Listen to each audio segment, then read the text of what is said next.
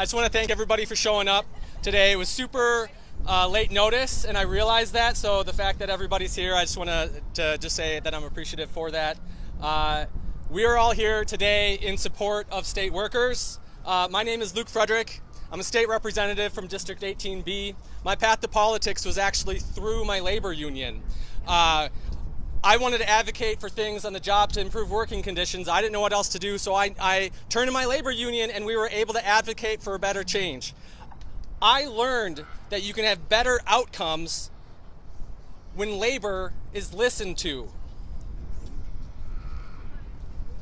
When I heard the announcement coming out of the governor's office requiring workers who have been working remotely for years that they all of a sudden have to show up for work, I was very concerned. Additionally, what's not being talked about is that this is being done on the backdrop of contract negotiations starting. So now our labor unions are in a position where they have to fight for something that they've already had and just got taken away, where they should be working and fighting for better wages, better benefits, but now they're just trying to hold the ground that they already had. Workers are angry. Workers are threatening to quit over this. In conversations with the agencies, there's questions about how even to implement this, about whether or not there's even office space. So I turned to Governor Walz and I asked this: you're going to claim that you support workers, then I would ask that your actions and your words align, because this action is eerily similar to the playbook that we're seeing in Washington, D.C. And we always need to center workers first. And so at this point, I would like to turn it over to the workers. I don't know who's first. Okay, Thank you. Megan Dayton. Thanks very much. Thank you. Hey everyone, I'm Megan Dayton. I'm the president of MAPE, which is the Minnesota Association of Professional Employees.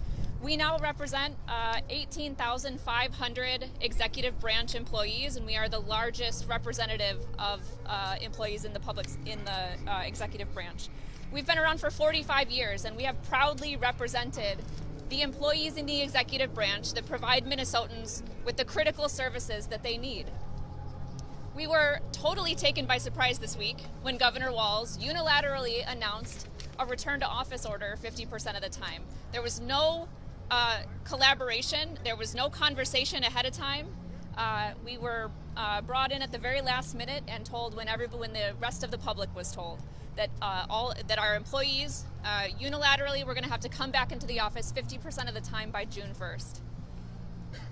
This is going to have devastating impacts on our members. We had some people reaching out yesterday after they got the order to look for daycare for their kids. It's a 6 to 9 month wait list to get their kids in daycare. We heard from other people that went down to one car during the pandemic because both adults in the house were working from home. They're going to have to go get another car, insurance, gas, all the things that come with it, with minimal notice, and it's not enough time. We have helped recruit and retain a qualified, dedicated workforce that wants to come to work and do their jobs. And they've been doing it for 5 years more efficiently than ever.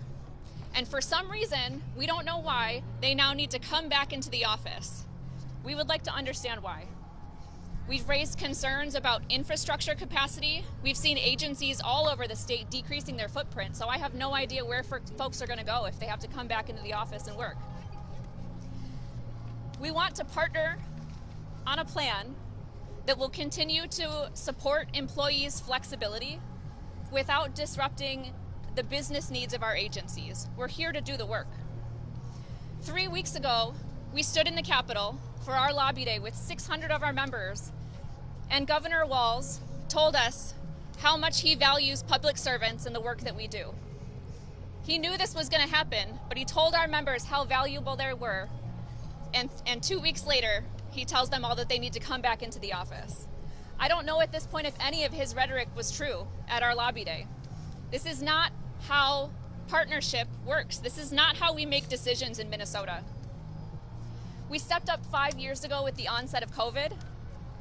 Many of our members and our families put themselves in great health risk to do their jobs. We adapted to working remotely with very little prior planning, and we proved that it can work. And we've been doing it for 5 years. So to unleash this kind of chaos on our members at this point is irresponsible and reckless. We have a member in Rochester who works for the Pollution Control Agency. She took a job with the state 3 years ago.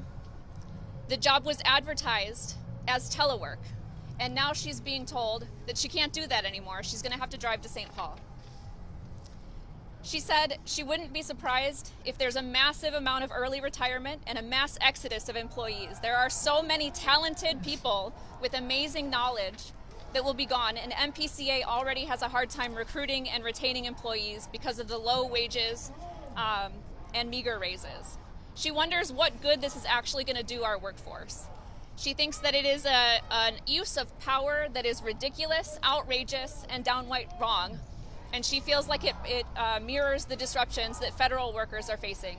She thought Minnesota was better than this.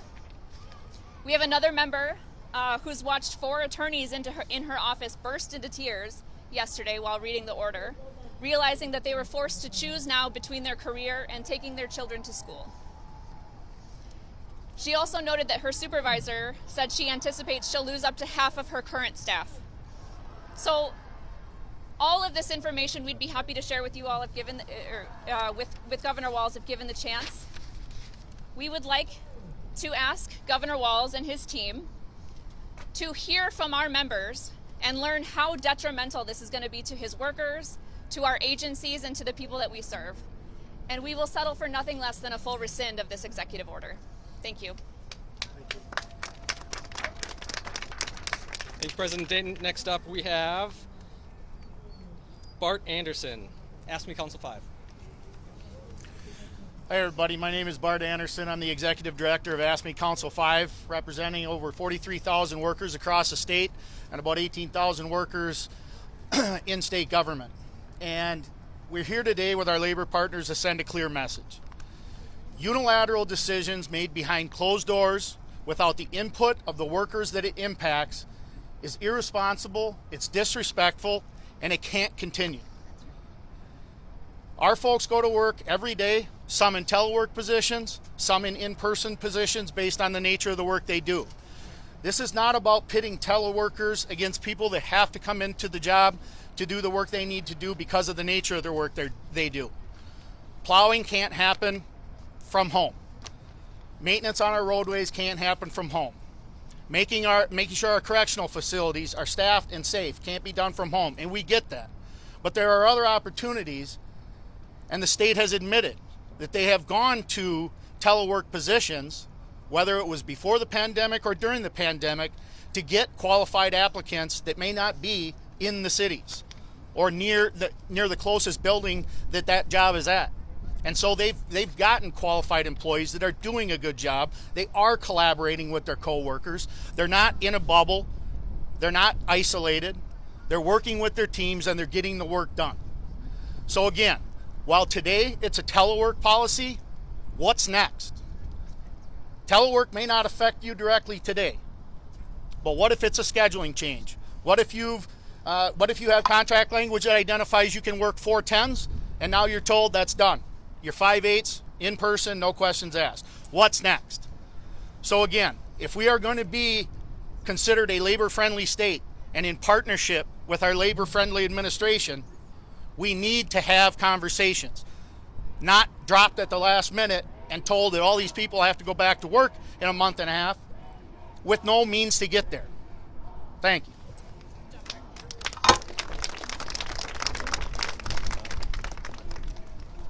Thank you all so much for coming today.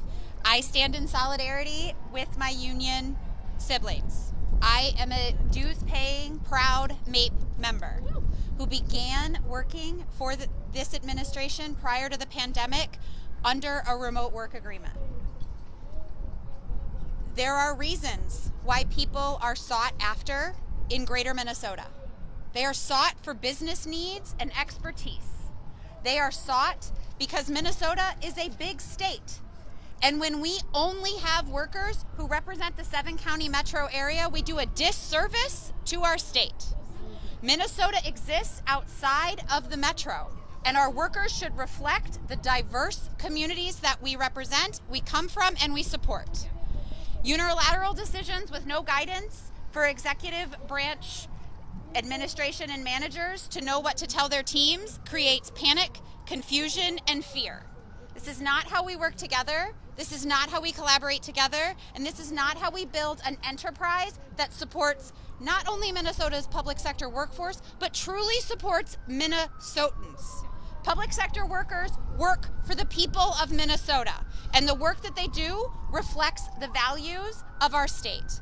And together we can do that, but not if we cut 60% of the state off with unilateral decisions.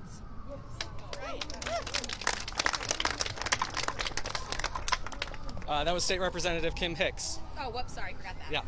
Yeah. Any other legislators or anyone else? Come on up.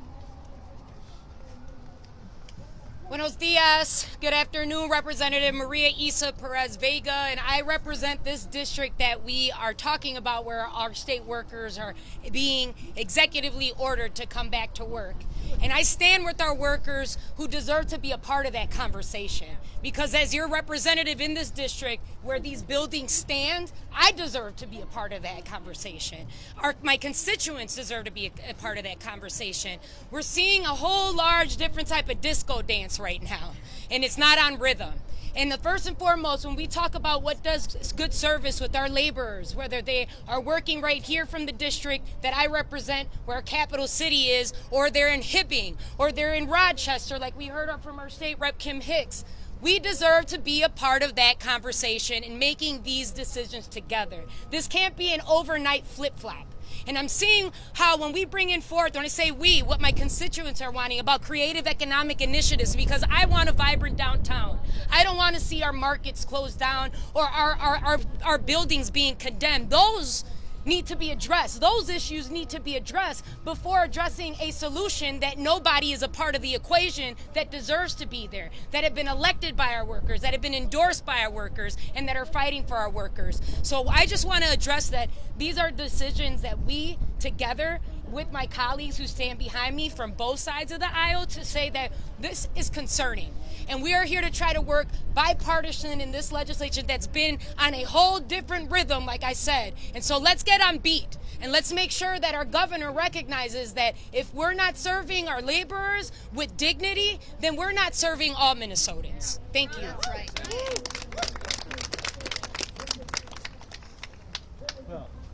I'm so fortunate I get to stand with all these amazing workers.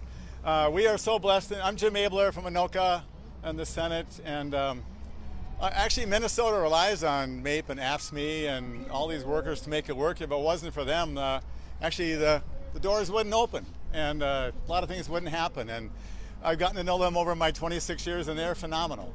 They're committed, they work hard. They could actually have done something else, but they chose to be part of the state of Minnesota. And you know, it's just, Governor Walz, you could have asked nicely. And so let's have that conversation. And just I want to remind you how amazing these workers are, and they deserve all the respect they can possibly get. So thank you. All right, I guess we can open it up if there's any questions at this point too.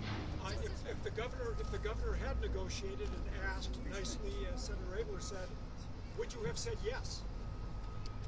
I think that's a good question for my labor partners to kind of chime in on that one. Somebody who, it sounds like you want this rescinded fully. If he had talked to you, would you have agreed to it at any time? It's hard to say if we would have agreed to it if he had talked to us ahead of time, but it would be nice to understand the decision making behind it. It sounds like it's been in the works for multiple months. So just having an understanding of why this was necessary and why the timing. There's a 75-mile carve-out in the executive order for people who live more than 75 miles from their primary work location.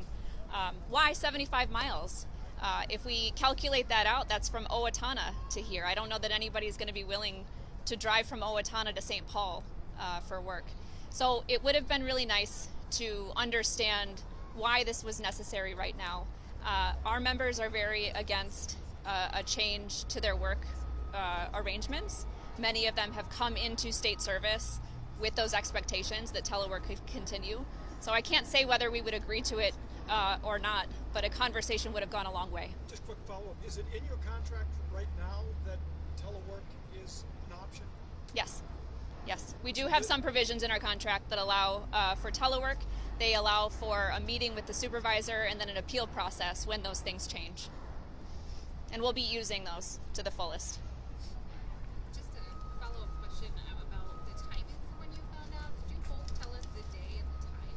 I know you mentioned sounds like it was yesterday, but some more specifics on that. We found out Tuesday when the rest of the public found out with the executive order. What time was that? Do you know? Early PM. afternoon. What's up? 4:17 p.m. 4:17 p.m. Roughly. 35 seconds. Bart? Yeah, same. Yeah, the timing was the same for us. We had received a request for a meeting with MMB that was supposed to or that did happen yesterday. And according to MMB, after our meeting, the governor was going to make his announcement of this policy change. And we're still unclear if they've been in conversations, whether it's MMB or the governor's office, with agency heads and commissioners of agencies, why they thought a meeting at 12 or 10:30 in the morning was enough time for us to be at the table having a real conversation about the effects and impacts of what this is going to have to workers if the governor was going to announce it just minutes later. And so, again, a mantra of ours has been in the labor movement for the longest time: if you're not at the table, you're on the menu. Well, we weren't at the table, and clearly we ended up on the menu, and it's unacceptable. Just real quickly for you, how is this different from what's happening in the private sector where a lot of people are being ordered back to work? I don't know that there is a whole lot of difference, but the difference in this situation is we've always had a relatively good working relationship with the state to bargain over wages, hours, working conditions, and any changes in those. And that did not happen this time. Do you have any legal recourse, like filing a lawsuit or anything like that? I mean, we could. We're exploring all of our options right now. Is it your understanding? Obviously, we'll use any contract language and grievance provisions that we need to on the front end. Does this violate your contracts that are currently in place? Well, we believe it violates the intent, again, of bargaining impacts over any changes in wages, hours, working conditions, benefits, any of those things. So. To piggyback off Tom's question, somebody maybe watching at home who is in a private sector job, has to go back 5 days a week and looks at this and says, looks like there's some flexibility there. I only have to go 50% of the time, have 2 months notice or what have you. What do you say to those people who say, this sounds like actually a pretty flexible deal? If they were in the private sector and forced to go back? Somebody observing the pushback here to say that sounds like a pretty good deal. What would you say? I would say feel free to contact one of our organizations and assert your right to be organized, to be able to have a discussion about that with your employer. I heard childcare brought up. Maybe Megan can speak to that. A lot of remote workers have to get childcare anyways because taking care of children is a full-time job too. So I'm curious, why is going back to work forcing workers to get childcare? Why don't they have that already? Yeah, I first want to address something that I've heard from a couple of you. We're not going back to work. We've been working the whole time. So we're going back to the office, but we've been working, and we've been working more efficiently in a flexible environment. So the daycare issue, people made decisions over the pandemic when we went home. People had very flexible schedules, and they stopped significant amounts of daycare. Going back to the office, they have to do before school care now. They're going to have to do after school care because the mom can't be there to get her kids on the school bus or get them off of the school bus. And it's not just the expense of care, of additional daycare. It's the long wait list and the impossibility of finding that care here in Minnesota. That's been a problem for a long time. Did I address your question? Yeah, I think a lot of remote workers who are watching or reading, maybe just wondering, like, I'm a remote worker. I already have to have childcare because I can't get my job done without it. So they hear you say, well, now I have to get childcare because I have to return to the office. I think there might be some confusion there. Want to answer? Yeah, go ahead. I'm going to give you an example from Rochester because Megan shared a story of a colleague of ours. So in Rochester, at our school-age childcare, we have a wait list for school-age childcare right now. And that wait list is very long. We opened up 300 slots this year, and we're still backed up. Because Rochester, as many of you may know, is a very medical community, and so we have a lot of childcare folks. So right now, somebody who works in Rochester and has a child that goes to one of our elementary schools, for example, our start time is 7:45 a.m. So those kiddos are getting picked up on their bus at 7:15, 7 o'clock, depending on where you live, right? So my colleagues, my MAPE colleagues in Rochester, start work at 7:15, 7:30 when their kids get on the bus, and they're done at 3:30 or 4 o'clock. Well, school gets out at 2:45. So they get off the bus right as my colleagues are getting off work. The timing is wonderful to limit that before care and after care issue. The problem we face in Rochester is I don't have before care and after care in our public school system, and I don't have any options anywhere in Rochester for before and after school care right now. I am short thousands of childcare slots across our city. So when we say we're talking about childcare, we're not talking about infant care or toddler care. My colleagues have childcare for their littles. We're talking about people who now are going to have to drive 75 miles, an hour and 45 minutes, 2 hours each way, and take an 8-hour workday and turn it into a 12-hour workday or a 10-hour workday, and need to find the bookends of that childcare in an environment where we do not have the slots. All right, I just want to thank everybody for coming out again today. We got to get to caucus, so have a good day. Thank you.